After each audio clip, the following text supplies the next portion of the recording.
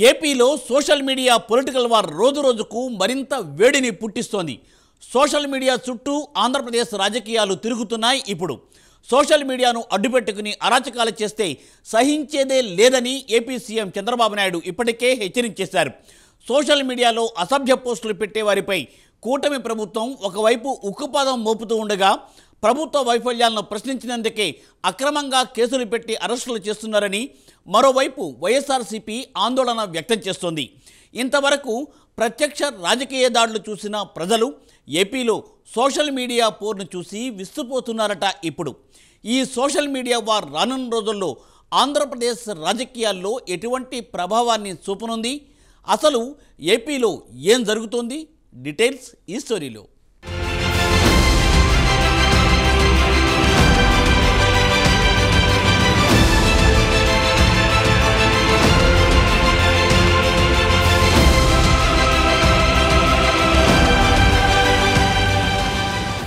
అసలు social media war ఏపీలో ఎలా మొదలైంది? ఇప్పుడున్న పరిస్థితుల వెనుక ఉన్న కారణాలేంటి? ఈ పరిణామాలు ఎక్కడికి దారితీస్తాయి అనే ప్రశ్నలు ప్రజల్లో చర్చనీయాంశంగా మారాయి. రాజకీయాల్లో సోషల్ మీడియా పాత్ర. సోషల్ మీడియాను ఉపయోగించని రాజకీయ పార్టీ ఉండదంటే అతిశయోక్తి కాదు. ప్రజలకు తమ వాయిస్ను చేరుకునేందుకు సోషల్ మీడియాను ఉపయోగించుకుంటున్నాయి. సోషల్ మీడియాలను మేనేజ్ చేసేందుకు ఉద్యోగులను నియమించుకుంటున్నాయి. క్యాచీగా టైటిల్స్ పెడుతూ తమ పార్టీని ప్రజల వద్దకు తీసుకువెళ్లేందుకు ప్రయత్నిస్తున్నాయి. అదే సమయంలో ప్రత్యర్థులపై ఘాటుగా విమర్శలు చేస్తున్నారు. అదే ఇక్కడ సమస్యగా మారుతోంది.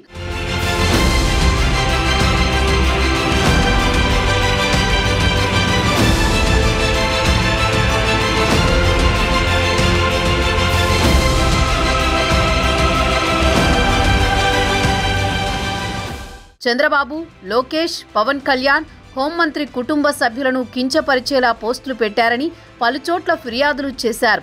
ఈ ఫిర్యాదుల ఆధారంగా సినీ దర్శకులు రామ్ గోపాల్ వర్మ, ఎఫ్డీసీ మాజీ చైర్మన్ పోసాని కృష్ణమురళి, నటి శ్రీరెడ్డిపై కేసులు నమోదయ్యాయి. సోషల్ మీడియాలో పోస్టులపై ప్రశ్నించినందుకు కులం పేరుతో దూషించారని పులివెందుల నియోజకవర్గంలోని సింహాద్రిపురానికి చెందిన హరి అనే వ్యక్తి ఫిర్యాదు మేరకు వైఎస్ఆర్సీపీ సోషల్ మీడియా విభాగంలో కీలకంగా పనిచేశారని చెబుతున్న సజ్జల భార్గవరెడ్డి, మాజీ సీఎం వైఎస్ జగన్ సమీప బంధువు అర్జున్ రెడ్డిపై కేసులు నమోదయ్యాయి. కడప, రాజంపేట జిల్లాల్లో నమోదైన కేసుల్లో వర్రా రవీందర్ రెడ్డిని పోలీసులు అరెస్ట్ చేశారు. నవంబర్ 2వ వారం వరకు ఏపీలో వైసీపీకి చెందిన సోషల్ మీడియా విభాగానికి 147 మందిపై కేసులు నమోదయ్యాయి. 600 మందికి పైగా నోటీసులు ఇచ్చారు. 30 మందిని అరెస్టులు చేశారని వైఎస్ఆర్సీపీ ఆరోపిస్తోంది. సోషల్ మీడియాలో అబ్యూజ్ ప్రొటెక్షన్ చట్టాన్ని అత్యవసరంగా తీసుకురావాలని AP deputy CM Pawan Kalyan ఈ సందర్భంగా చెప్పడం మంచి పరిణామంగా చెప్పొచ్చు. సోషల్ మీడియాలో సైకో ముక్కలు బరితెగించాయని ఆయన ఆగ్రహం వ్యక్తం చేశారు. నవంబర్ 14న అసెంబ్లీలో ఆయన ఈ వ్యాఖ్యలు చేశారు. జడ్జీలను, పార్టీల కార్యకర్తలను, అప్పటి స్వంత పార్టీ ఎంపీ రఘురామకృష్ణంరాజును కూడా వైఎస్ఆర్సీపీ నాయకులు వదలలేదని ఆయన విమర్శించారు. సోషల్ మీడియాలో తన కుటుంబ సభ్యులపై పెట్టిన పోస్టులపై ఈ నెల మొదటి వారంలో పవన్ కళ్యాణ్ సీరియస్ వ్యాఖ్యలు చేశారు. తాను హోంమంత్రిని అయితే పరిస్థితి మరోలా ఉంటుందని ఆయన మాట్లాడిన మాటలు ఏపీ రాజకీయాల్లో చర్చకు దారితీసిన సంగతి తెలిసిందే.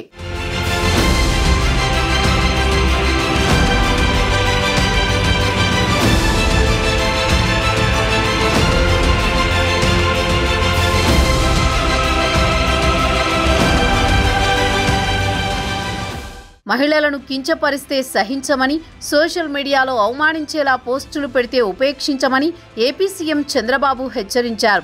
నవంబర్ 15న అసెంబ్లీలో మాట్లాడుతూ రాజకీయాల ముసుగులో కొందరు నేరస్తులు విధ్వంసం చేయడానికి ప్రయత్నిస్తున్నారని ఆయన ఆరోపించారు. టీడీపీయే కాదు, కూటమిలోని ఏ పార్టీ వ్యక్తులు కూడా ఇలా అసభ్యంగా పోస్టులు పెట్టరని, ఒకవేళ పెడితే స్వంత వాళ్ళని కూడా చూడకుండా కఠినంగా వ్యవహరిస్తామని వార్నింగ్ ఇచ్చారు సీఎం చంద్రబాబు. వైఎస్ జగన్ సీఎంగా ఉన్నప్పుడు ఏం జరిగింది? సోషల్ మీడియాలో పోస్టుల అంశంపై ఇప్పుడు వైఎస్ఆర్సీపీ నాయకులు చంద్రబాబు సర్కారుపై విమర్శలు చేస్తున్నారు. కానీ అప్పుడు కూడా ఇదే రకమైన పరిస్థితులున్నాయనేది టీడీపీ వాదన. ప్రశ్నించినందుకు కేసులు బనాయించారని చెబుతున్నారు. ఎల్జీ పాలిమర్స్లో గ్యాస్ లీకేజీ ఘటనకు సంబంధించి సోషల్ మీడియాలో వచ్చిన పోస్టును ఫార్వర్డ్ చేసినందుకు రంగనాయకమ్మపై కేసు నమోదైంది. వైఎస్ జగన్ ఫోటోను మార్ఫింగ్ చేసి కించపరిచారని గుంటూరుకు చెందిన టీడీపీ నాయకురాలు శివపార్వతిని అరెస్ట్ చేశారు.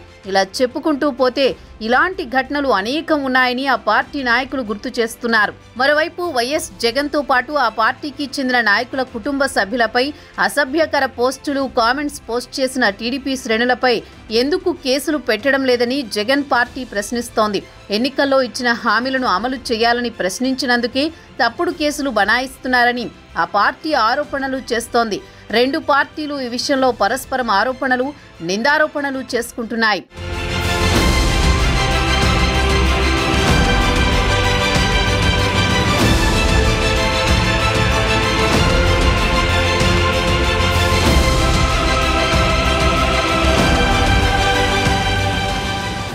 ఏపీ హోంమంత్రి వంగలపూడి అనిత తాను కూడా సోషల్ మీడియా బాధితురాలినేనని చెప్పారు. తనపై పెట్టిన పోస్టులను పోలీసు అధికారులకు ఫార్వర్డ్ చేయడానికి భయపడాల్సి వచ్చిందంటే ఆ పోస్టులు ఎలా ఉన్నాయో అర్థం చేసుకోవచ్చని ఆమె అన్నారు. ఈ పోస్టులపై ఎన్నో నిద్రలేని రాత్రులు గడిపానని ఆమె గతంలో మీడియా సమావేశంలో భావోద్వేగానికి గురయ్యారు. కొందరు సైకోలు, సైకో పార్టీలతో కలిసి సోషల్ మీడియాను భ్రష్టు పట్టించారని ఆంధ్రప్రదేశ్ కాంగ్రెస్ పార్టీ అధ్యక్షురాలు వైఎస్ షర్మిల ఎక్స్లో పోస్ట్ చేశారు. తల్లి, చెల్లి అనే విషయాన్ని మరిచి పోస్టులు పెట్టారని ఆమె తెలిపారు. తనపై అసభ్యకర పోస్టులు పెట్టిన వరా రవీందర్ రెడ్డిపై పోలీసులకు ఫిర్యాదు చేసిన విషయాన్ని ఆమె గుర్తు చేశారు. గతంలో ఇలానే సోషల్ మీడియాలో పోస్టులు పెట్టిన రవీందర్ రెడ్డిపై చర్యలు తీసుకోవాలని కోరుతూ మాజీ మంత్రి వైఎస్ వివేకానందరెడ్డి కూతురు వైఎస్ సునీతారెడ్డి కడప పోలీసులకు ఫిర్యాదు చేశారు.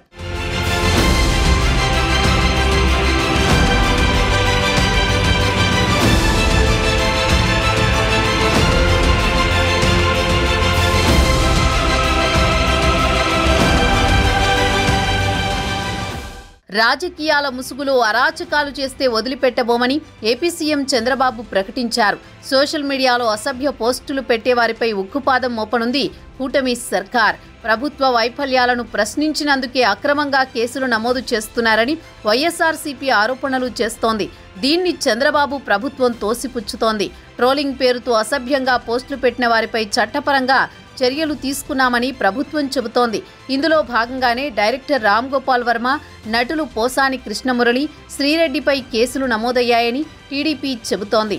సోషల్ మీడియాలో అనుచిత పోస్టులు పెడుతున్నారని ఆరోపణలు చేస్తూ తెలుగుదేశం, జనసేన కార్యకర్తలు పోలీసులకు ఫిర్యాదు చేస్తున్నారు. ఈ ఫిర్యాదుల ఆధారంగా పోలీసులు కేసులు నమోదు చేస్తున్నారు. అరెస్టులు జరుగుతున్నాయి.